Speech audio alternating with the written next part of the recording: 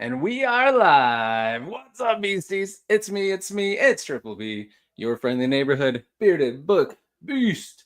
Welcome back to another episode of Beast Friends Forever. Woo! I'm excited for tonight's guest. This is an awesome author, the author of many books in the sci-fi and fantasy genres. And he's also one of the nicest people you will meet, one of the nicest people I've met on BookTube. He's been a big supporter of me and so many other people. And everybody that interacts with him loves him. And that's because he's fantastic. And his books are gorgeous, as you can see them all around me here. I'm really excited to have on my guest tonight. I'm talking about Nick Snape. Welcome, my friend. Welcome. Thank you very much. After that introduction. Oh, you're welcome. You deserve even more, my friend, because you're fantastic. So thanks for being on here. I appreciate it. Well, it's great to be here, and thank you for having me. Of course. Yeah. See if I can live up to the You already have. Look at that genuine smile. So just before we get going, so everyone knows how awesome Nick is, where he's at right now, it's 12:30. Actually, after 12:30, it's past midnight. So he's a trooper hanging out with us so that we can hang out with him, and just he's tired and not us. So we appreciate it, Nick. We got a lot of people in here that are excited to get to chat with you and hear from you. We've got an awesome indie author, Ellen Holmes. What's up, Ellen? Keep working on that book. Love it. And then we got Mr. Tim McKay is here, another awesome author. Jay Bryden's here. What's up, man? Everybody's working on their writing right now. That's awesome. Let's see. Josh already overbooked. What's up, Josh? Is here. And we got John Douglas. What's up? Boom shakalaka. That's what I'm talking about. And everyone else who's in the chat and didn't comment, thank you for being here. We always appreciate you being along. And everyone on replay, we appreciate you too. And also, if you are watching this live or on replay, Nick's website and his books are all linked down below in the description. So make sure you check those out and give some support to this awesome author that we have here with us tonight. So let's get rolling. So first of all, how's your day going? Because for you, the day is done. How was your day? It's been a long day. It's been a long one. I've been traveling most of the day there and back. I had to go and see my mother who lives about 2.5 hours away. So it's been a back and forth one. Yeah, but worth it.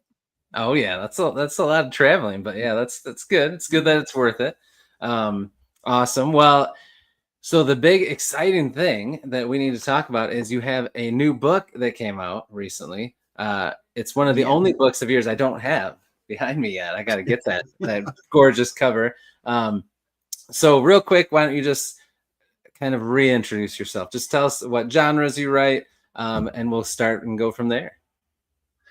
Well, basically, I think I'm what people would call a multi-genre author to a degree. So I started with what I would call action sci-fi, but other people call it military sci-fi, with the Weapons of Choice series, which I started about nearly 3 years ago. And that's an 8-book series that still does really, really well. It's probably been the bestseller all the way through. Okay. In terms of access for the books and everything. Does really well on Kindle Unlimited in particular. One of those genres where people read through all the books as they go. So it's been a real hook. And then from there, I did the sensible thing and didn't write sci-fi next. I wrote cli-fi and did some slightly different approaches. The top tip: don't change genres. At least not for a while. So I wrote a few bits that were I think it was really just to push my writing depth and width, and tried a couple of mystery thrillers out. One from a first person perspective, and then from there I've went and did the dark fantasy, which has always been a dream of mine to write something in that genre. And the type of thing I've been planning for years and years to try and put together. So after all that practice, I started that. Didn't realize what I was throwing myself into in terms of style of writing. And that's the book that I've just finished. The last of those has just come out. I did actually finish it in January, but we've been editing and structuring it, making sure it all feeds back through the series. And that came out last week. about 10, 11 days ago. Ooh, and I do have a picture of the cover I want to show everybody, because we've got, so book 1 and book 2. So book 1 here. Ooh, look at that, guys. Yep. One of my favorite covers ever. Book 2, this one looks freaking BA too. Look at that. That's awesome. And then I'll share my screen and show book 3. Hold on. I still always struggle trying to figure out how to do this. We just want to do this window, and boom. All right, can everybody see it?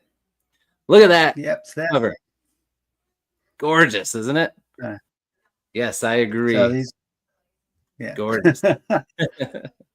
All the covers have been done by Mibble Art, who have just been fantastic all the way. Been very supportive.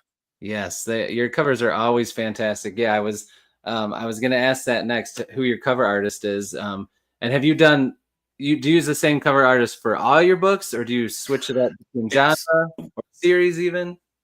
It depends really. So basically for the weapons of choice books where I started out, I was looking for value for money, and I think it was really before Mibble Art became more of a slightly bigger name. And so they started off. Hang on a second. So that's my first ever cover. I love that cover too. And they knocked that out the park for the first one. So I stuck with them for the series, and then from there I kept to them when I moved on to the fantasy books, and they've continued with the fantasy books, but it's slightly different level. Okay. So the Dragon of the Veil, in terms of how that's been done, is more of a drawn cover, whereas the other ones are like a combination. So okay. Because we couldn't get the metal dragon, basically, was the biggest problem. Trying to find a way of getting something that freaky. So we worked very hard on that. So that one's actually a recover. The original cover for that was very different and didn't really reflect the series. Mistake number 2, top tip: get your cover right first. Yeah, I mean it was still a cool cover. I actually think. Let me see. Hang on a second. I think I have it. Let's see. You've got the entire collection. I do. That's why I got to get all the other ones. So yeah, this was the original, which is still cool. Yeah. But this. I do love.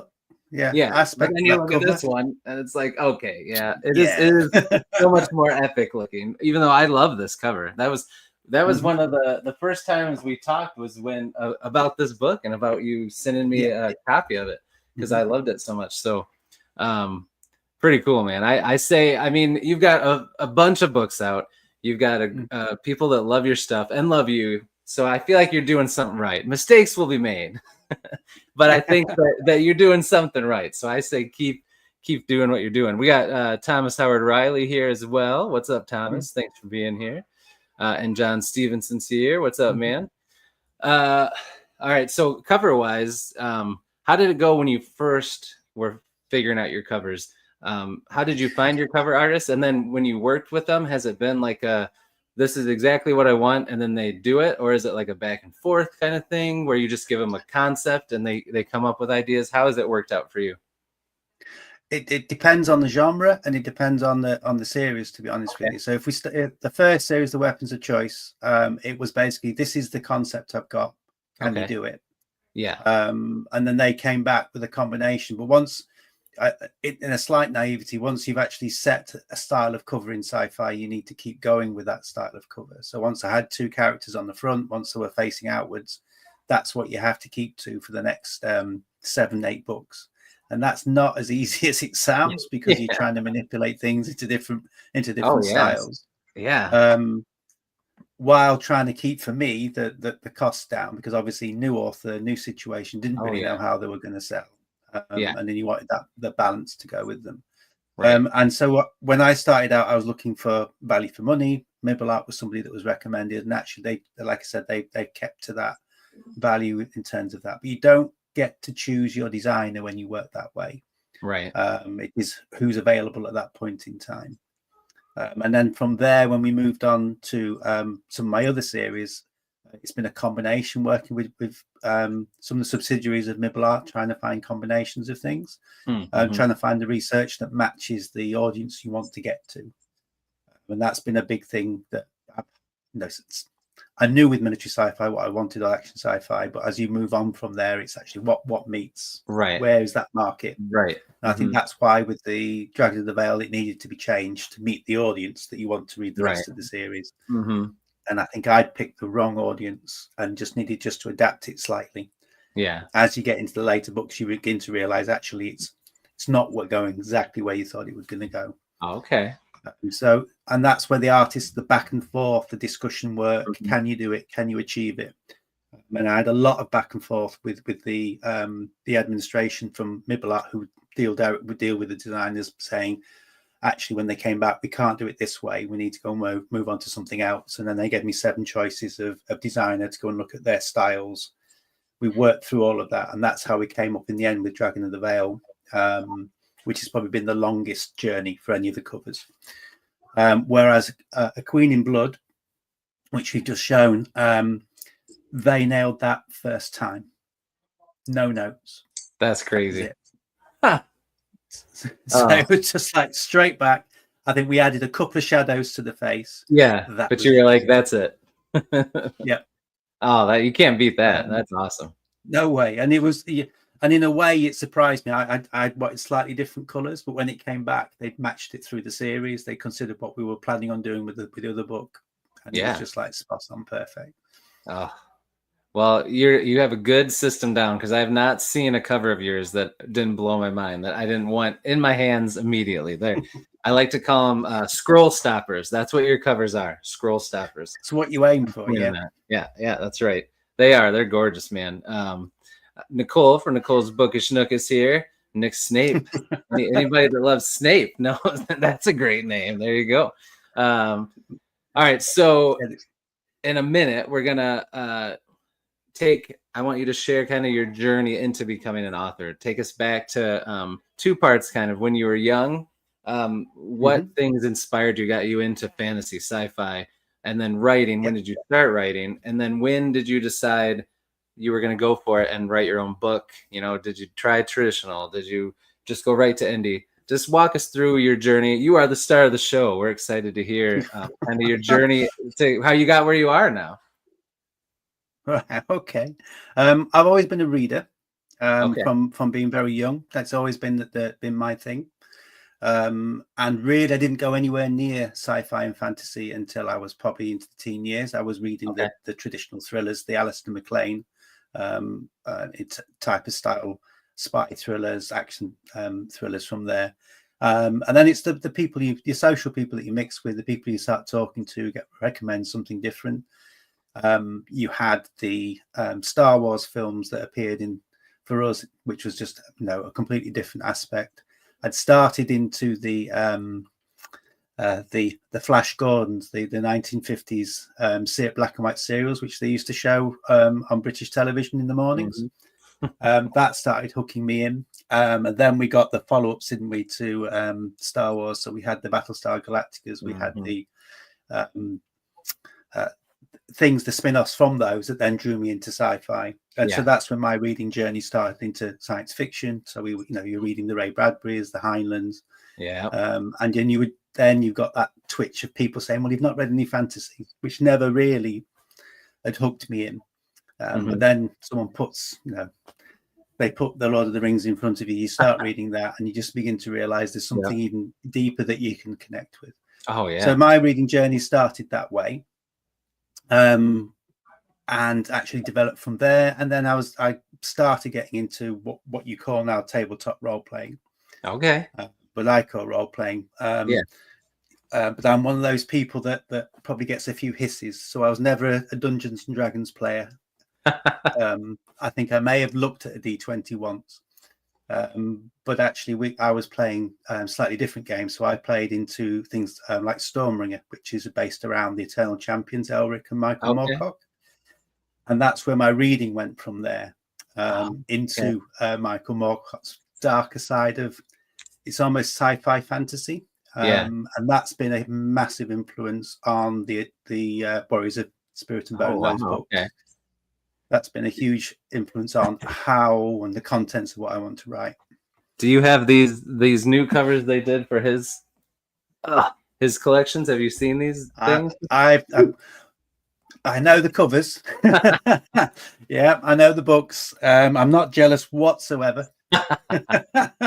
But yeah, so it's those types of games where I started actually what we would call games mastering. So writing the stories writing the structures that got me into writing as such.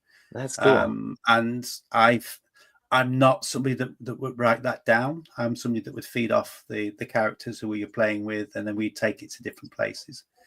So it kind of like built from there. I wrote a book probably 2 or 3 years out of university. That's somewhere under a bed somewhere. It may have got burnt. I don't know. Okay. It was terrible, but it was just an experience to think, oh, can I do this? So that was the start of my journey. And then 30 years later, I ended up in teaching, and particularly early years teaching, and special needs teaching. So that's where the joy of reading came. I mean, I must have read 30,000 books to children over time. Yeah. That's pace, intonation, everything else. Yeah. And so that's where my life went. And so the writing stopped. Still, the role playing was sporadic during that time, and ended up what you'd call a principal. Ended up as a head teacher, head of a primary school, so 3 to 11, and working with children, in particular with autism, as part of that as well. Yeah. Amazing career, which I loved, and then we got COVID.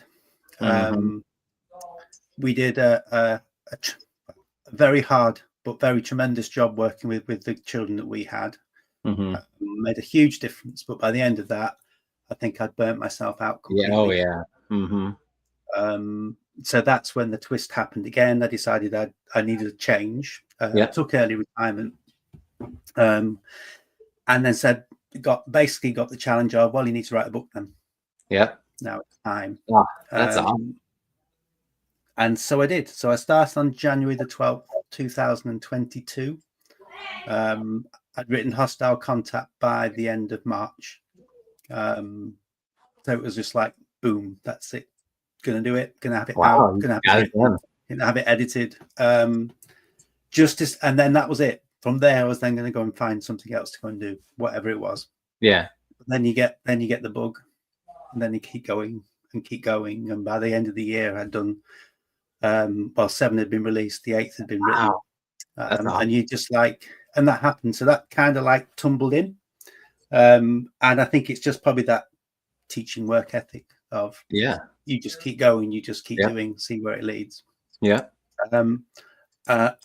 And obviously I'm stupendously rich. I've made an absolute fortune out of it, and I no.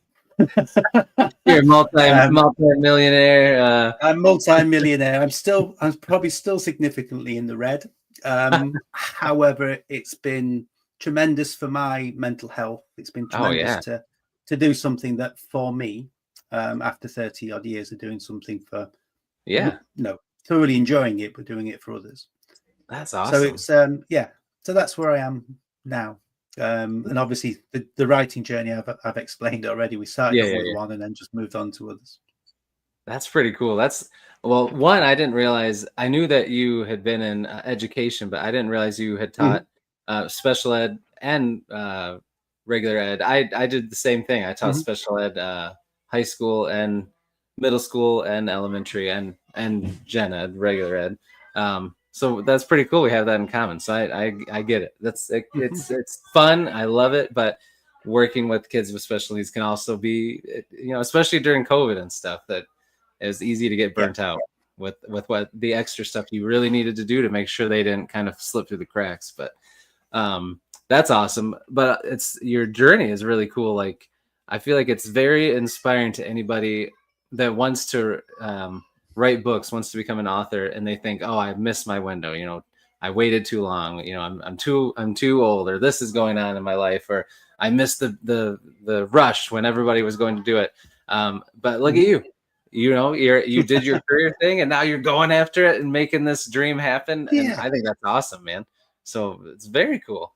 That's a cool story. So when you did that first book, right away, when you decided to go for it, were you just thinking indie all the way, or did you think about querying or anything?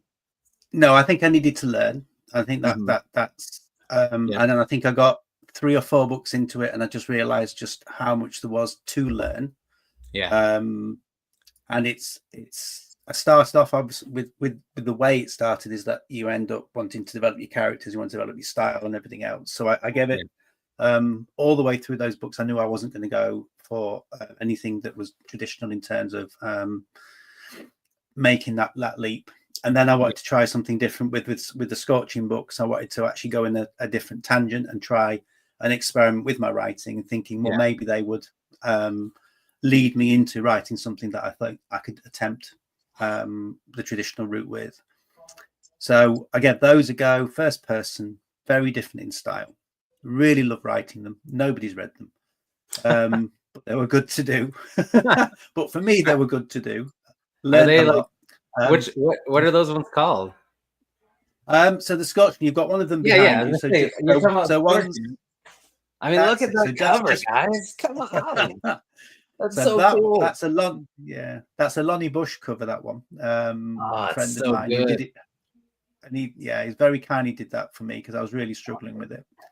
And that's a very left field, dark humor, but very dark book overall. But it was amazing to do.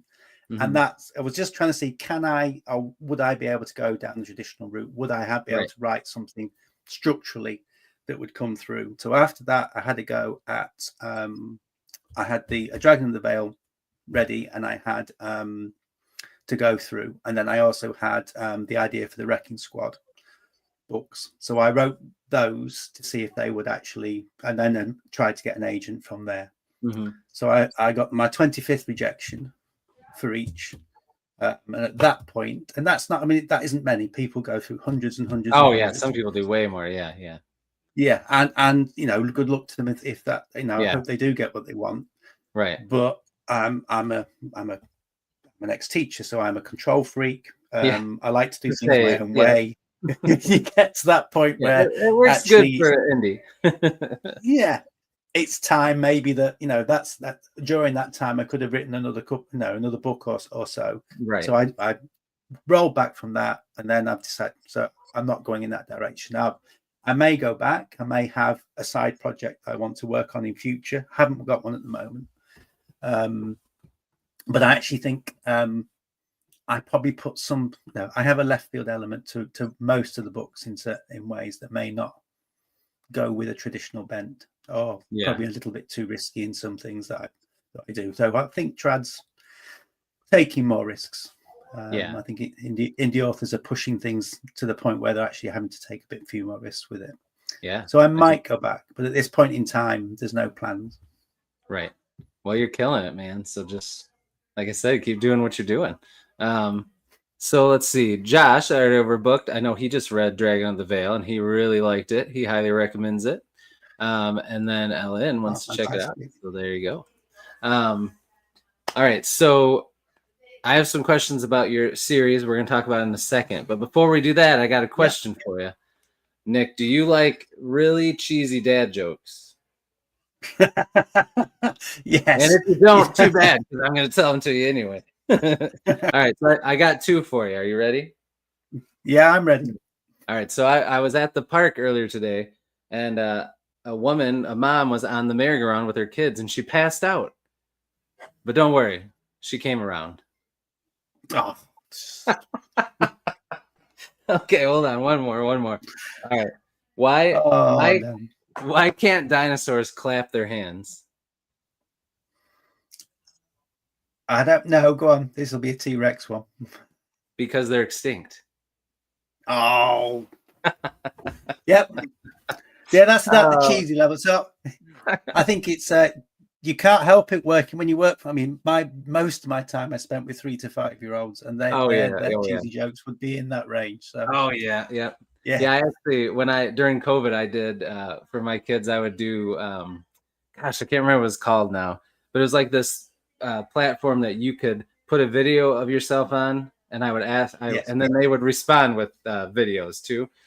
And I use my Snapchat filters, and I would do like different characters every day. and there was a little frog that did jokes of the day, and oh man, the kids love that. It's like you can access this after you get your assignment done, and it would always work. They'd always get their stuff done. But I should have thought of that. Not tried that one.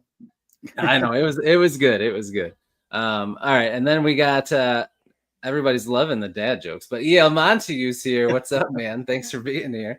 All right, so we talked about Dragging the Veil. So the third book just came out. So is that a trilogy? That one's done after that? Yeah. Okay. Yep, that's done. That's 2 years of writing finished and complete. Nice. Amazing. Yeah.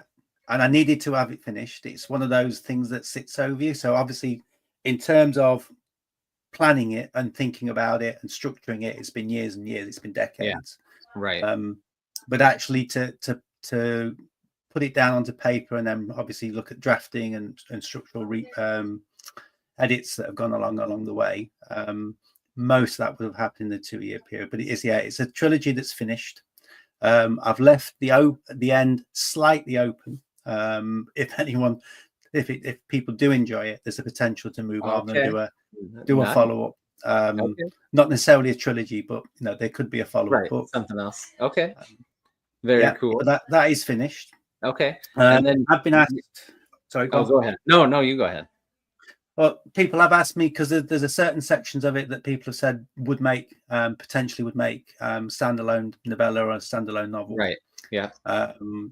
Which to do with what happens before this period of time, because there's a huge event that all the book is based around that they're trying to hide. So and in terms of, and suppress. So that event is quite a strong one that would have been quite good for a standalone book, which is something I would think about and potentially go back to, but I would need a break. Yeah. One of those series where it's very intense. I need to walk away from it for a while. Yeah. Yeah. That's smart. Well, and you have so many other worlds you can play with. So your military sci-fi, those 7 books you said? 8? They're 8. 8. Yeah. Okay. Is that one ongoing still, or did that one wrap up? So that one's wrapped up. Weapons of Choice, and that's now in a ebook box set as well. Nice. So basically, those have gone together. That's awesome. That's been popular in terms of because people like the series, they like to download the entire series at once. Yeah. So that's done well, and it works nicely because it's because of what we discussed before in terms of Flash Gordon and the Battlestar Galactica type feel. They're written as episodic, so the books finish. Okay. So you have an ending to each of those 8 books, but you also have a link, a bigger storyline which develops into from 3, 4, 5, 6 onwards. Oh, nice. So it's there, but it's you can actually read them in sections, go away, think, well, I've satisfied, I felt like that, come back to it. It's designed so that you can not dip in where you want, but dip in along the way and just be immediately taken back to the characters, immediately taken back. That's so smart. I love that in a series where it's almost like a TV show where you have the big story for the whole season, but then you've got every episode kind of wraps up so that you're not left hanging, except for those cliffhanger at the end of the season. They always got to do that. I even finished it with a 2-parter. So the last book is twice as long as the rest. Okay, that's cool. I couldn't get it so it fitted into 2 books. It was like 2/3 and a third the way the storyline worked. So in the end, I thought you got to have a season extra long movie or 2-part. Oh yeah, exactly. That will do. I like that. Okay, that's cool. All right, and then you've got the Scorch. That's got 2 parts, right? Yeah, the Scorching books are standalones. So they're in the same world, but they don't relate to each other. Directly connected, yeah. Okay. Yeah. Cool. And then go ahead. Sorry, were you gonna say something else about No, I was just thinking I was just trying to think and then there's the Wrecking Squad, I think where you would I was gonna say, and then you got the Wrecking Squad, which I get so turned around on the screen. I think, it's to my right. Over here. I love these covers too. And I love the titles. Yep. Is the next one's called Butcher's Folly, right? That's right. Yep. So you got Butcher's Folly, and then the third one is Warmonger's Wrath. Yes. So cool. So tell us a little bit about what's that series about in your words. How would you describe it? So this one, I think I wanted to have an audience in mind before I started. And so what I did is I came up with the characters I wanted to involve, but I wanted to actually look at a specific audience. So I was aiming for a Firefly Expanse audience. Yes, those people who got me. Ooh. Yeah. So those people who enjoy the crew. Yeah. So their crew lives, how they are with each other, not necessarily all good, but having that interaction, what we would call in the UK the banter that goes on between them.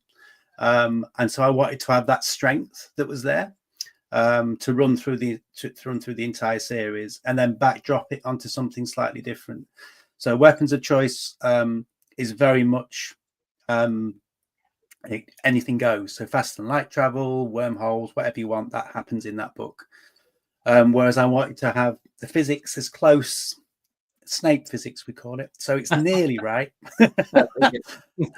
and then splash something quite different up against it, which develops during the storyline. And it's also set in 2 trilogies. So the idea is that in the first book they come across a derelict ship which they're sent to actually investigate. What they find there kind of like breaks them out. They've been hiding, they're ex-military, on the run, and so they're hiding during that period of time. They get discovered but then blackmailed into doing the job, and from there what they find on that then leads on to Butcher's Folly, and things start evolving where they get sent off to jobs that they're going to do that are like almost like black ops. And as that's going along, there's background stuff developing in terms of what they discovered on the actual ship, and there's a development of if you like, a human AI hybrid starts to evolve. That's cool. And so during that period of time, they're almost like back to being what they used to be, which is a crew that works together. And they're engaged with all these jobs. The background politics is going on, and then by the time we get to the 3rd book, it turns out that a lot of the things that are going on with the AI, which were all illegal, were being run by the controlling empire, if you like. So they were going against their own laws, their own things that were happening. So they're being drawn into the politics of it, and then from that, when you find out everything that you know from those 3 books about what happened with the Scourge, that actual AI has emerged and started to look at humanity as a threat. So that's when the second 3 start, which is what I'm writing now. And the second set of 3 books will look at actually what they're fighting, which is an AI that actually, and how they're going to go against it, and how they get drawn in from being small players to large players. Oh wow! During that time. Ooh, okay.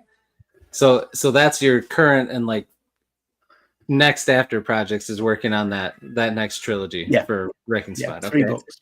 Nice. Okay. So then, do you still have like a bunch of different ideas for totally different stories and worlds in your head you want to explore, or are you gonna bounce back between these worlds that you've already created? Like long term, what do you think? Well, I started. It's quite interesting. So I was talking about this with a fellow author, Martin Lejeune, who's half of Bradley Lejeune, who wrote the McMurdo Wars, and actually saying, "Have I got an idea?" And I basically said no. And then we basically wrote the idea during this chat of, well, actually I've got this kernel, or it could be this, then it could be that. And so I've got an inkling of an idea where I'd like to go next, and it would probably be sci-fi. Nice. And probably looking around at a 3-book series. So it's more towards the alien horror style. Ooh, okay. There's an element of that in the Wrecking Squad. But I need to play with it a little bit more. So that's the kernel at the back of my mind. What I don't want to do again this time round, the next set will be to write another squad base, another crew. I need to break away from that. Still have the sci-fi element, still have that strength of the main characters that you want to follow. But actually, I don't think I want a crew as such with that. So it'd be more of a single point of view or a dual point of view. Okay. So I need to think about that. But at the moment, it's getting these 3 books. I've got the covers are sorted. The structural plan is sorted, which I do a page plan per story initially. Okay. But I need to get that on paper. That's got to be written. So I've nearly finished the first one of those. Nice. But still a lot of work to go on the others. Oh yeah, for sure.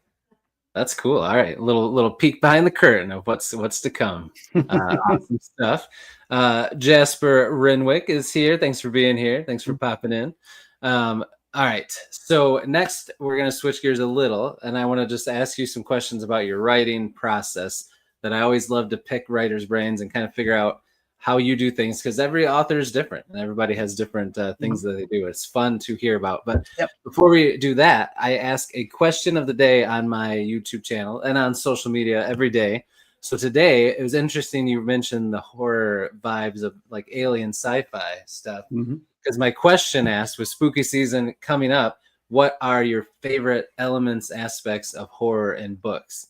I throw some examples in there people can pick from, but it can be anything you want. But I said, like, the atmosphere. If a book creates an atmosphere in horror, is that your favorite thing? Is it the fear or uncertainty of not knowing what's going to happen, what's going to happen next, who's going to die, who's going to live?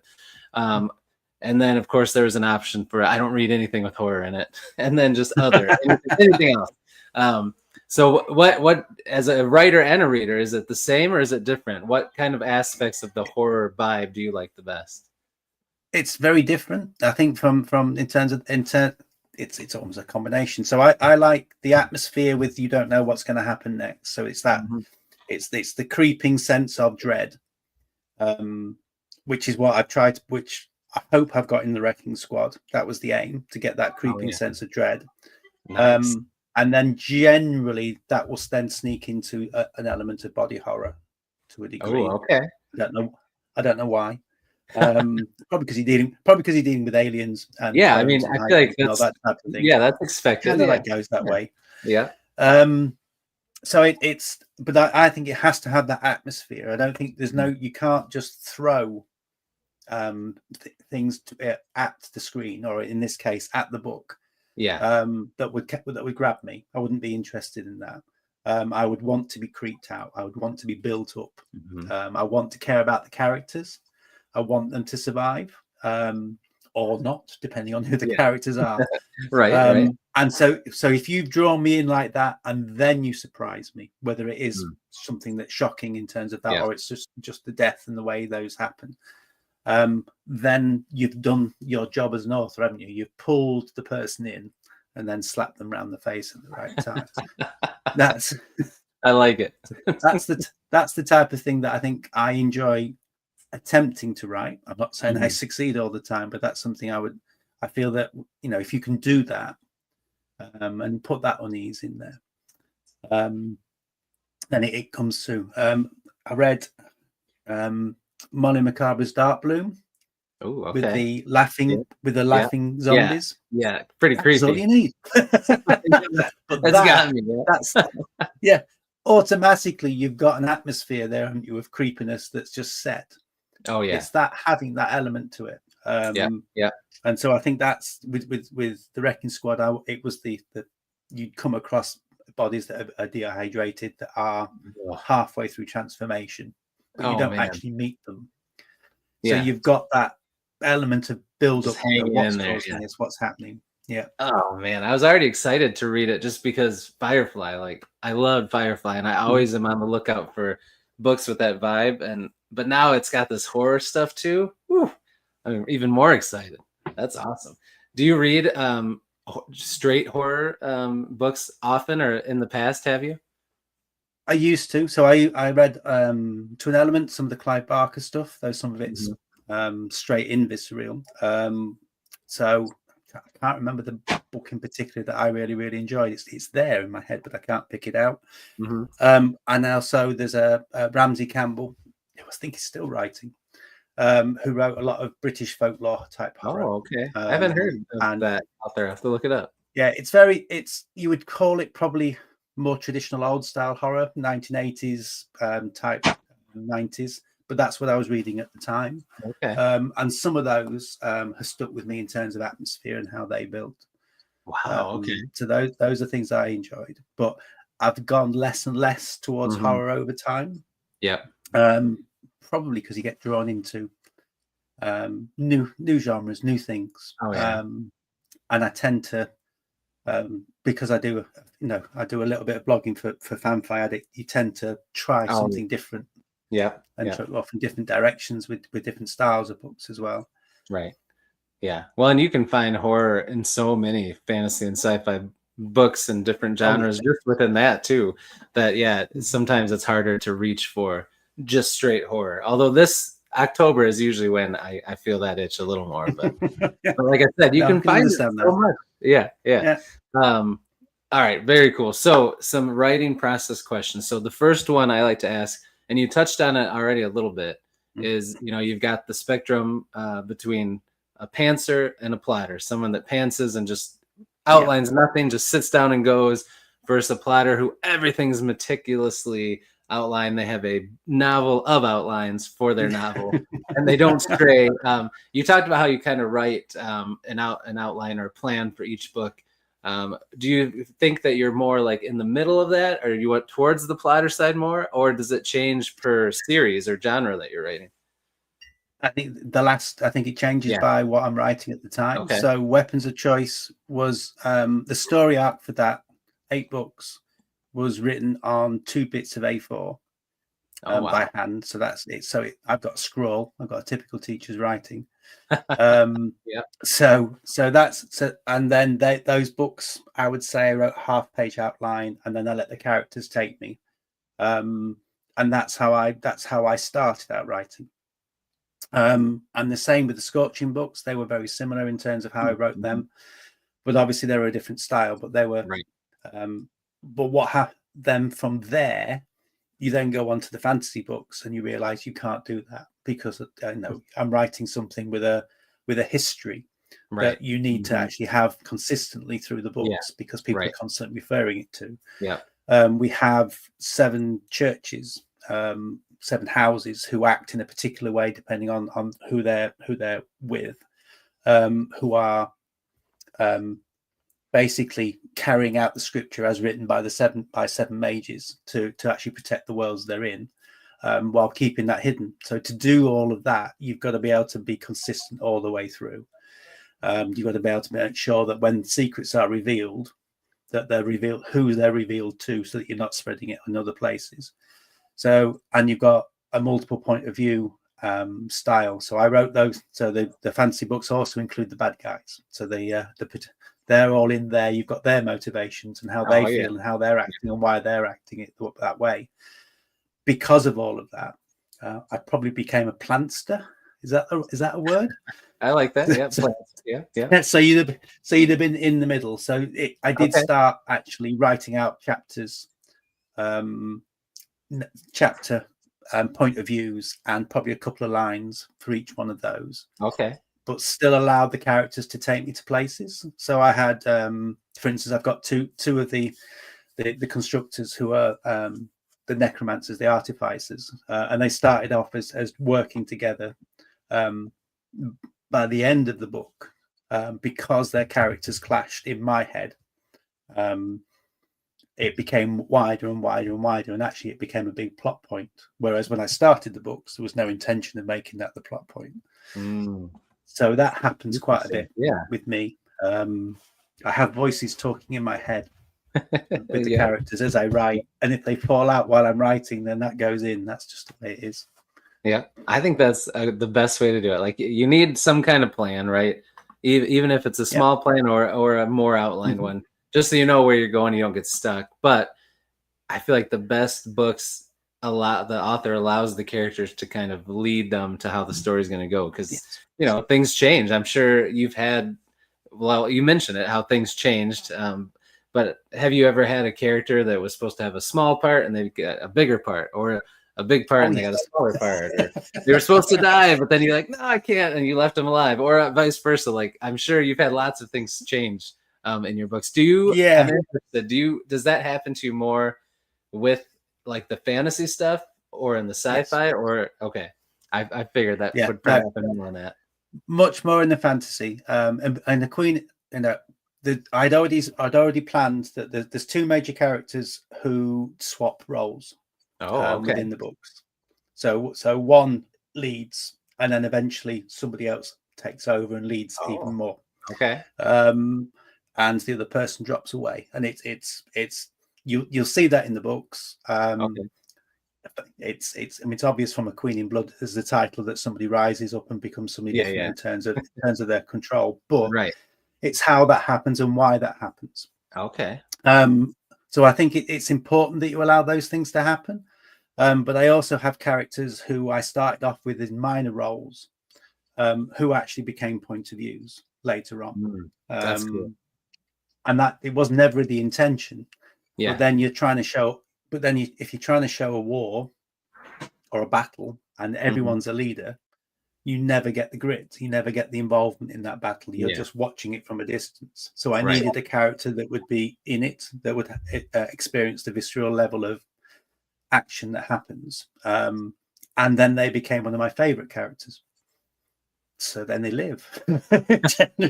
Generally, those people get to live. They get to live. Yeah, so that was the second intention. They were going to die, no, they didn't. Wow. Okay. So you can do that because it's not so tightly woven. You can't allow yourself that freedom to do those things.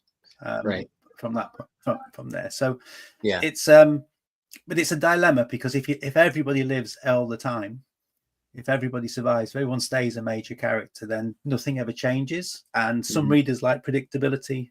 Some don't. Some authors like predictability, and some don't. So it's swings and roundabouts. Oh yeah, for sure. Well, that dark fantasy has. Yeah. Oh, go ahead. So dark fantasy allows you to kill your characters. The Firefly crew makes it much harder. Yeah, people get their favorites. Might have to happen at some point.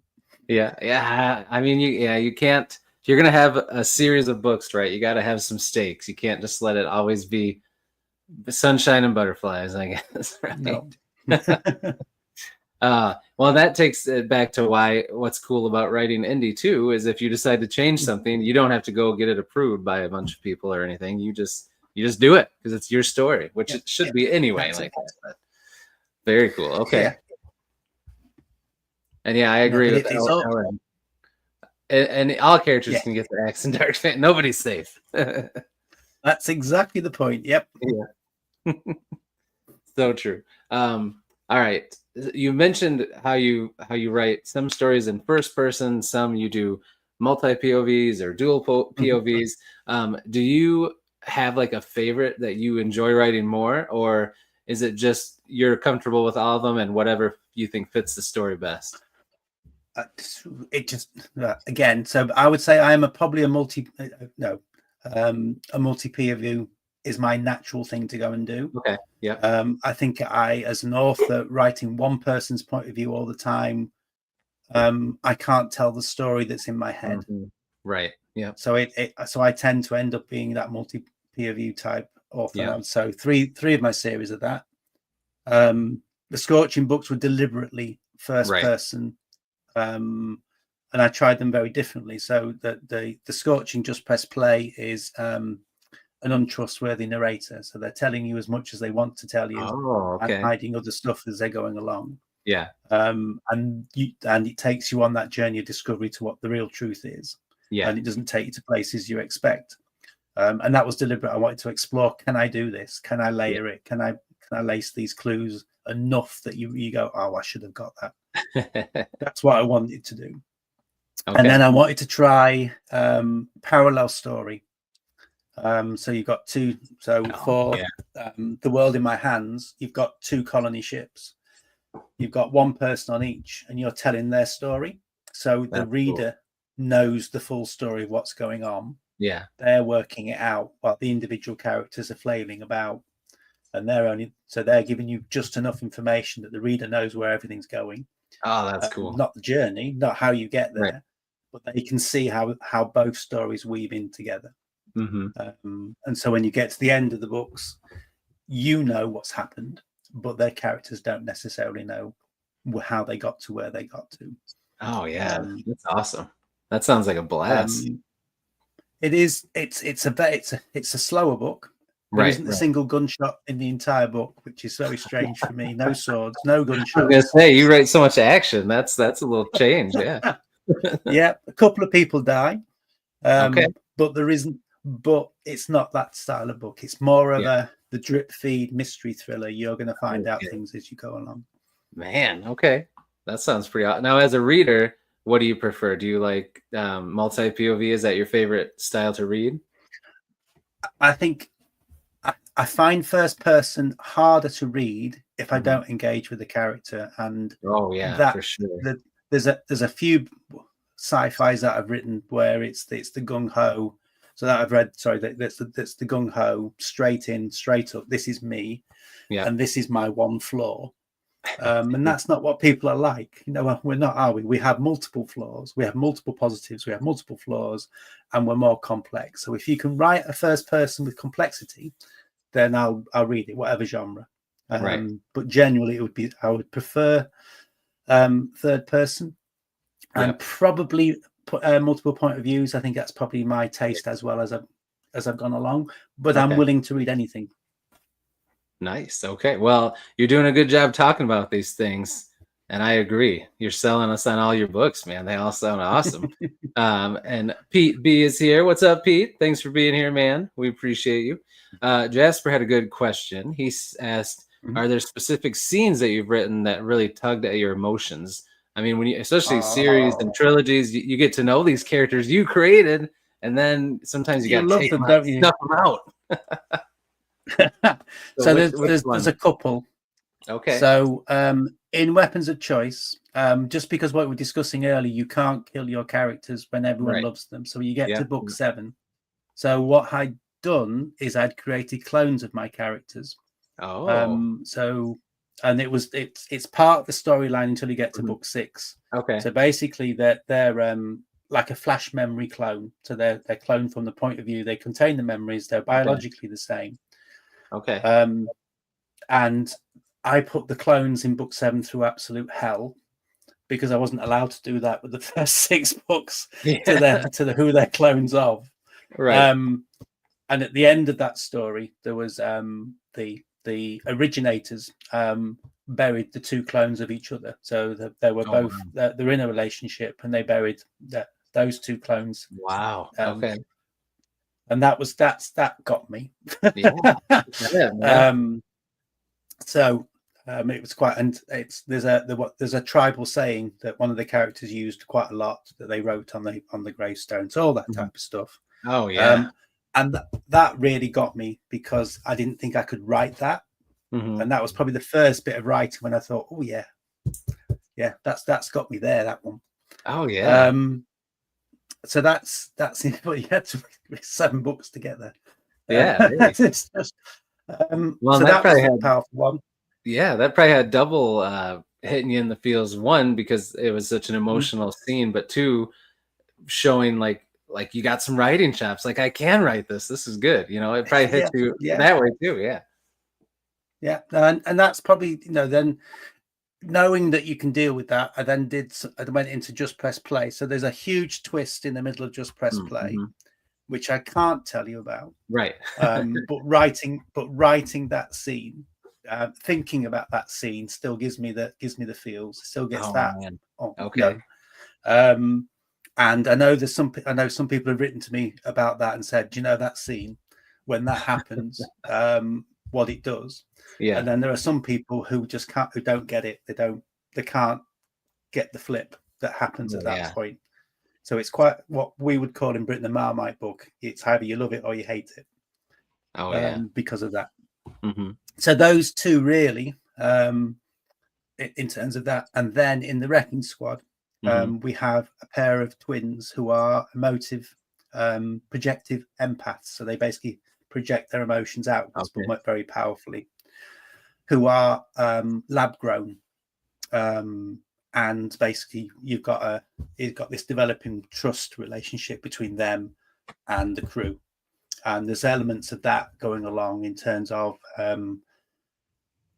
being parented by being a crew of a ship, where there are just moments in there when you're thinking, actually, those are triggers in terms of how people feel and what's going on.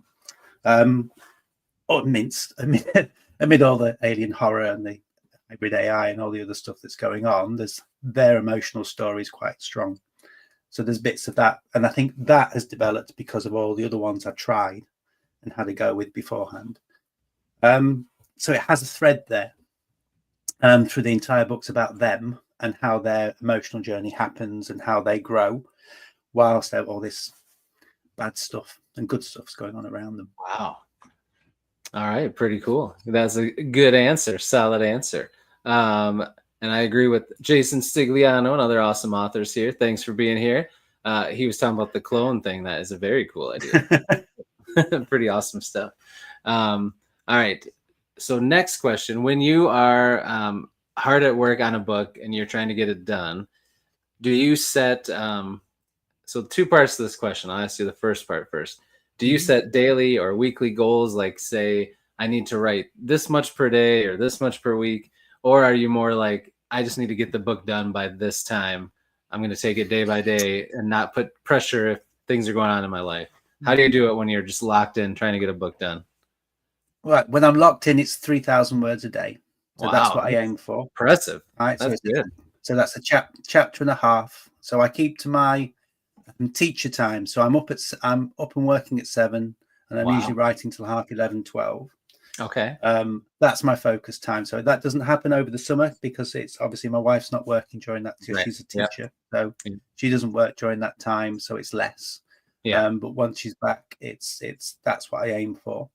And if I can keep to that, then I can get a book structurally done at a pace that suits me, because I can keep the storyline going in my head. I can keep the pace going. It's probably why all my stories are quite fast and action orientated. So that you can keep the roll going, because I need to keep the roll going. If I walk away from a book and come back to it, there's a mood shift and it doesn't work for me. So I have to go back to the entire book again and have a look, and then mood and then alter and develop. So I'm better to keep going. So I do write fast, I think, because of that, in terms of process, but then there'll be a gap from book to book. So it'll be like a structure. That book's done, so then I need to take a break from it, and then that's where the ideas might come for something else, and then I'll start again on the next one. I don't think that'll happen with the trilogy I'm about to write. I think it will be, because I think it's entering the fantasy level of, I'm going to have to plan all these elements that are building up, because it's so much, because there's a political background, if you like. It's moving from Firefly more into the Expanse feel. Ooh, okay. So it's going. So you've got more of the background characters, more of the empire it's based around, involved in their lives and what's happening to them, what they're told to do, where they're told to go, and where they tell them to go in response. So you've got it's the complexity is going to slow that process down, I think, and I've got to accept that. Because otherwise it's going to meet a deeper plan than the other ones have had to do. So back to being a plant. Yep. That plants are coming out again. All right. Very cool. I like that. TK Toppin's here. What's up, TK? Thanks for being here. All right. Then the other part of it I like to ask is, are you a creature of habit when you write? Like, do you write in the same place every day? You talked about your writing time, so you write at the same time. Do you just have like write in your office or your study or whatever, or do you ever go somewhere and write, or is it always going to be there? That's what you do. No, that's escape time, getting out of the office. So no, that's so it's in here I write. So I've basically got a loft room, a loft office. So I write in here. This is the place where the books stay and the book things happen. If I'm writing a plan, I'll do that. So if you imagine, it's basically a loft space. So I've got our bedroom is opposite. So I'll plan in there. I'll write in here, and then that's it. These are the only 2 spaces that will happen. What I will do is, if I've got plot points to think out, then I'll go. I'm looking where I live. I've got hills. I've got a river. I've got other bits and pieces I can go and walk around, and I'll go and put music on in the headphones, and then work through those plot points while walking. Right. And those are the places where I generally do things that are book related. So I'm a creature of habit. I've got a creature of structure. I can't listen to anything when I'm writing. Okay, because I've got the voices. Because the voices are going on in my head. Okay. I'm having those conversations. The characters. Yeah, you got to listen to the characters. Yeah. Okay, cool. Yeah. All right, awesome. All right, so we're coming up on an hour. Do you have a little more time? Because I know for you right now it's like 1 something in the morning. I'm going. Let's just keep going until you've had enough of me. All right, I like to. I have one more writing process question for you, and then we'll switch gears. And I just have a few questions for us to get to know you outside of writing, just some fun conversation before we wrap it up. But my last question is, with all these different genres and with doing sci-fi, there are some things that you've probably had to research. And I always am interested to know, with today's technology, a lot of people just Google stuff. But some people still do kind of the old-fashioned way of research. So do you Google most things, or do you have like people you've met through your career or through your life that are experts on things you talk to? Have you gotten books that you've looked through, things like that? So what do you do for research? So I've got 3 friends who I've known since university, so 35, 36, 30, 38 years. Wow. Who are I've got more friends than that who actually I can go to if there's other plot points. Yeah. So basically, I've got somebody who if I need to go look at weaponry, so basically medieval stuff, fantasy type structures, that type of stuff, I'll go to them. Cool.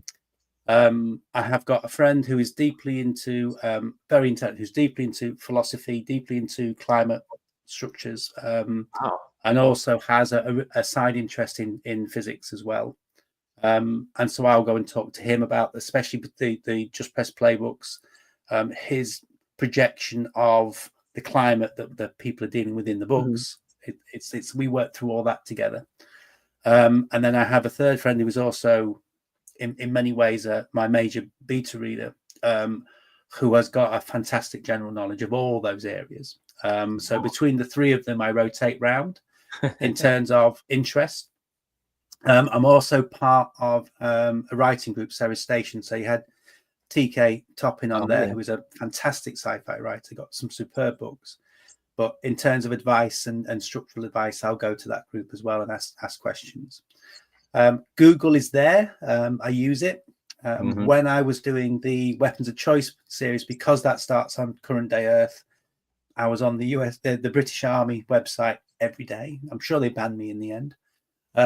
Exploring different things, but I try not to do that. The only real time I use that is when I'm looking at timings between places, particularly with the Wrecking Squad books, because we're looking at almost real physics, gravity, structures, all those type of things are I was trying to get as accurate as I could without ruining the story.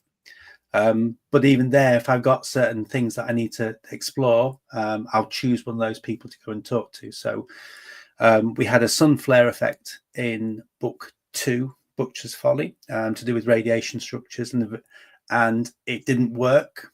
So I went to speak to one of those friends and actually said, and he went through and they said, look, if you actually explore it further, there's variance in it. It's not just one wave, it's split waves.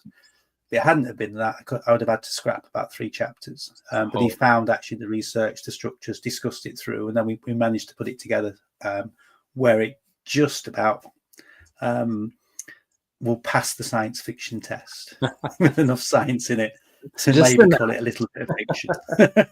Okay. So I don't tend to use books as such. What I think what you could argue is that the dark fantasy books that I've written have got a heavy influence in terms of Michael Moorcock's work, in terms of how the thought processes have come together. And it's more they're trying to avoid it being too much like that person's work, to go and do something completely different. And it is, but you can see the influences there. Yeah, for sure. Okay. Very cool. That's awesome. I love that you have 3 longtime friends that are so knowledgeable about things that are so useful. No wonder you stayed friends with them so long. That's pretty nice, man. That you can't beat that when the people that you're going to are also your friends. That's pretty cool. Mm-hmm. Awesome stuff. All right. So before I ask you my questions for us to get to know you, I do this little 1-minute mystery. And since you are, a mystery author with the Scorched books, let's see if you can solve this mystery. And everyone in the chat, you can also help out. All right. So let's see. Which one do we want to do? This one right here. Here it is. Okay. So Joe wants to go home, but he can't go home because the man in the mask is waiting for him. So what do you think? Who do you think the man in the mask is? And what do you think's going on with Joe? Joe wants to go home, but he can't because the man in a mask is waiting for him. Now, these are usually a play on there. It's making you automatically think that he's going to go home to his house and there's some creep psycho in a mask waiting for him. But that's not what it's actually talking about. It's something very different. I'll give you that hint.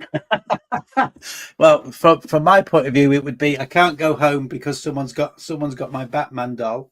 So nice. I need to go and collect that first before I go. So that would be my old response. I can't do these things. I can't. I know these are hard. Ooh. Thomas Howard Riley might be on the right track here. Oh, is he there going? So he says, I smell baseball. So think about, do you watch baseball? Nope. UK, no baseball. I know, I thought about that. But Thomas Howard Riley is right. In baseball, home plate is, he wants to go home, but there's a catcher wearing a mask there. I actually ran out of my minute mysteries that I really like, and I had to quick find another one. And I didn't like any of it. This was the only one that was like, that one's not too bad. But hey, you know what? You used your lifeline.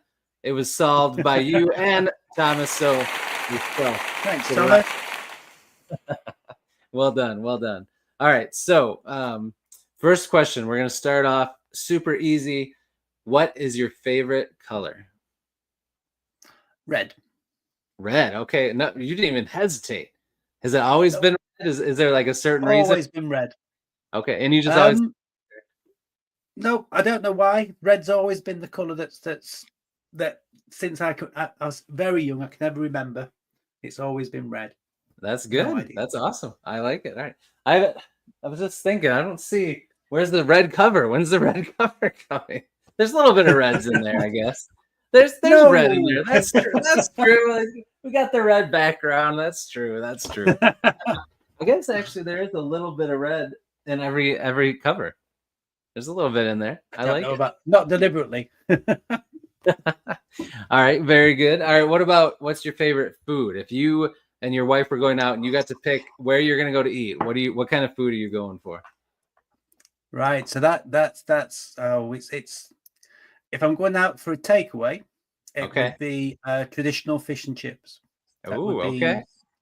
That would be mine. If I was going out for a meal, I do love spicy Indian curry. So I love what I would call a balti, which is a meal that's been developed for UK tastes. I think would be the best way of describing it. But it's I do like a traditional. Well, it's not traditional because it's been but a balti. So it's like a curry.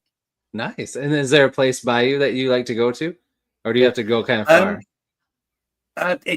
There's a place in Matlock. So that would be 2 or 3 miles away that I go to regularly that we enjoy. There's another one that's not too far away that's also good, and the third one's too spicy for me. Oh yeah, so, that stuff can get spicy. Okay, nice.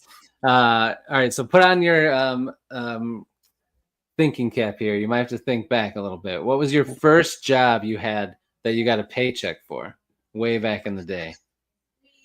So the first job that I would have been laboring on building sites. Oh wow, okay, that's pretty interesting. All my family are builders. Still. So bricklayers, joiners. My father was like what we would call a sole a sole builder, so you build one house at a time. Yeah. And I would spend every summer on the building sites, some of the holidays when I was a kid, and the first job I did at that point in between getting a full-time job after university. So it was always on the building site, labouring, mixing the mortar, taking the bricks, carrying stuff up ladders. Man, so you had a hard-working first job. Yes. Yeah, they weren't going soft on you. Yeah, no, for sure. I bet not. Okay, what was your first car? You remember what was your first ride?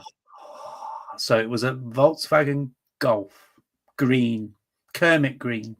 Kermit Green, a Volkswagen Go, it was called? Golf. G-O-L-F. Yeah. Oh, okay, got it. I like to try to look these up to see if it. Let's see, Volkswagen Golf. And you said it was Kermit Green? It was Kermit Green, so it would have been the 80s, don't forget. So yeah. But oh man, was it this bad boy right here?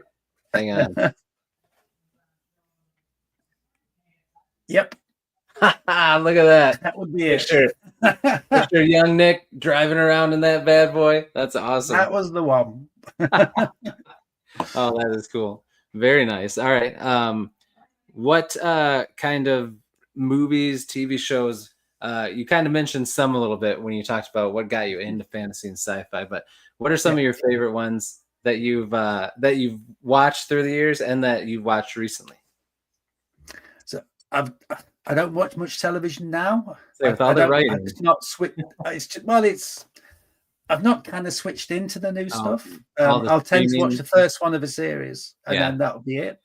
I'd like to catch Alien Earth. I think that would probably be the I know I want to watch that too. Yeah. Mm-hmm. Yeah. And I think I mentioned the ones that from before that I was watching. So the Fireflies, the Expanse series was superb. Oh yeah. So those are the ones that I've tended towards. Nice. I really don't watch much television anymore compared to what I used to. So a lot of my previous watching would have been probably a lot of B movies. Terrible amount of B movies. Those are fun though. Yes. But I think I've slowly weaned off that much. So it's okay. Oh yeah, no, that's good. All right, now as a Star Wars, as a sci-fi fan, are you Star Wars or Star Trek? Oh, or both. Some people can like both. I can be like both. I like the early versions of both. So so there was Star Trek. So there was Star Wars 4, 5, and 6, and nothing else happened. Yep. And I like Star Trek up until the end of TNG, so the Next Generation. Yeah. And then DS9 came along, and I know everyone loves DS9, but it just didn't click for you. Me. Mm-hmm. But now you've reminded me. But Babylon 5. Oh yeah. Yes. Yep. Yep. That's it. You can't go wrong with that. Yeah. That would be the one. So I'm probably the early versions of both. Grew up on. I mean, I must have watched Star Trek about 1,000 times from the first 67 episodes. But no, I'm much more of the later stuff from both sides. It's just not been for me. Okay. Yeah, I hear you. Same. All right. What was the last thing?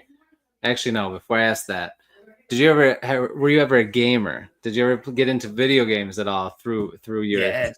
Yeah. Okay. Yeah. Was it PC games, console? What was your? No, it was thing? PlayStation would have been mine. So PlayStation 1, PlayStation 2. Nice. The Tomb Raider games, and the first-person shooter was Time Splitters. If you've ever played that. Oh, okay. If you've not played Time Splitters, try and get her. Yeah. So 1 and 2, which were they were amazing. They were brilliant, which I absolutely loved, and I probably still got somewhere. I doubt it'll work. Oh man, that's cool though. That's awesome. Yeah, and then there's some of the survival horrors as well. The early ones of those that came out. So those are the things I used to play quite a lot. But then I'm a control freak, so I don't like losing. So that's hard with video games. Some of them are hard. Yeah. Let's take off the easy mode. So I've weaned off so much computer games, and I've got this constant urge to go back. Oh yeah, I do too. I know it's nagging me, so it's going to happen at some point. I know. They have so many really cool like fantasy sci-fi genre games now that I have so many games. I always buy them if they're any fantasy sci-fi type game. I always end up getting it, but then I never play. And my son now, he's 16 and he's getting into games, so now he's always on my PS5, so I never get to play it anymore. But man, yeah. So you said the survival horror, like the Resident Evil games early on? Yeah. So which one was your favorite? The first. Okay. I'll be honest with you, probably 2. Me too. I love one because it was the introduction of something completely new. And they had some puzzles, some of which I could even solve. Yeah. 3 was good. I got to 4, which I think was the village. Yeah. I think somewhere around there, and that's probably about the time I started winning off games at that point. Me too. Yeah, no, I would say Resident Evil was probably 2 was my favorite of them all. Yeah. And what was the Silent Hill? Yes, I love the Silent Hill games. Yeah. So the first 2, I think, was the 3 in the end, but the first there was 2 3. I did the first 2. I didn't do the third one. Right. Yeah. I love those. They were just such, and we talk about atmosphere, but those really knew how to ramp up the atmosphere. Yeah, and oh man, I want to play a lot of these because they're remaking all the Resident Evil games. You know, they've got remakes of them all now, right? And then they're remaking Silent Hill games too, and it's like, oh, they even look more scary now. That makes me want to play them even more. I played. I didn't beat it, but I played a little bit of Resident Evil 7. Which was first person, and that was pretty terrifying. That would be, yes. The graphics were so good, and then it's like, you know, it's you doing it. It's freaks me out. I don't normally like first person games. I prefer third person games, but that was pretty terrifying. Because I like, if I'm running away from something chasing me, I like third person. I can see the thing that's chasing me. If it's first person, I can't tell how close they are. It's way scarier. Oh man, awesome stuff. Okay, and then we'll wrap it up. We'll bring it back to books. What was the last book that you read? So the one I'm reading now is Legacy of Brightwash. Okay. I want to read that one too. Which I think, I'm probably, it's on audiobook. So because the big journey I've done today, I've done 5 hours worth of it, which I'm really enjoying. Oh, nice. And I've just finished H.L. Tinsley's. Remember names now. I know what you're talking about. We Men of Ash and Shadow. Yes. Which is the Gaslamp Low Fantasy, and I've also listened to the Hand That Casts the Bones, so it's from the same series. Oh yeah. Those real, and they had that again, a dread, an atmosphere, very grim. Yeah. But I enjoyed those. You've got to get used to the fact that you are moving between characters in the same scene, so you will. Which will happen when the paragraph changes. It's done well. But yeah, no, I thoroughly enjoyed those. So those are the last. The one I'm reading now, and there's 2 that I've just finished. Very cool. All right, awesome. All right, well, we will wrap it up here so you can go to sleep. Thank you. But, thank you so much for coming on, man. This flew by. I can't believe it's been an hour and 20 minutes almost. I feel like we've just been talking a little bit, but I had a blast chatting with you. I'm so excited for everything you have going on. Congrats on all the books you've released and everything you have to come. And just, you got a lot of people pulling for you in this community, and we're just excited to see you keep going, man. So keep it up, and thanks again for coming on. Anytime you want to come on to just hang out, talk, or if you have something coming out, just reach out, and I'd love to have you on anytime. Much appreciated. And thanks very much for the opportunity. Enjoyed it. Yeah, been good. Of course. Me too. So everybody in the chat, thank you guys. You guys were awesome. If you're watching on replay, thank you. And again, all Nick's website, books, everything's linked in the description down below. So check it out. And Nick, I'll give you the floor before we take off. If there's anything you want to shout out, share, talk about. I mean, you've talked a lot already. I've asked you a lot of questions. But if there's anytime I don't give my guests the floor, they're like, wait, there's something I want to say. So if there's anything you want to share, the floor is yours.